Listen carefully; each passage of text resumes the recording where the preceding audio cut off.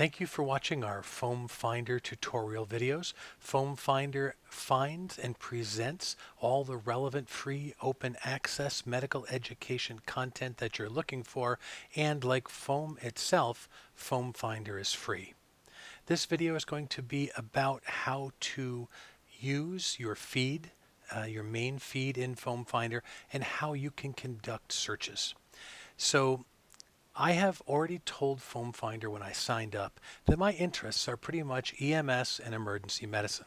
As a result, I have a feed, a pretty significant feed, updated several times a day that gives me quite a bit of material from some of the biggest names in foam, as well as people that have chosen to share relevant things from their practice through Twitter.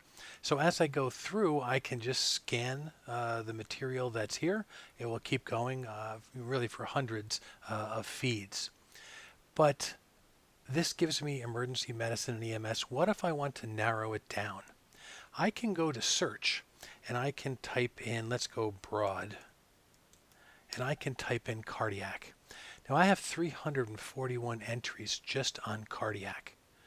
Now FOAMFinder allows me to tweak the relevance. Right now there's less relevance. If I go more relevant and I go all the way in the filter, it's now showing me 68 of the most relevant entries out of the 341 that it's found.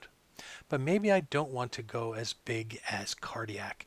Maybe I want to go a little bit deeper. And I'm going to look for hyperkalemia. So now I'm at a very high relevance level. I have 6 out of 34 things. I can now take my relevancy and bring it back down. 34 entries all on hyperkalemia, free sources from emergency medicine, pediatric emergency medicine, paramedic sites throughout the FOAMed community.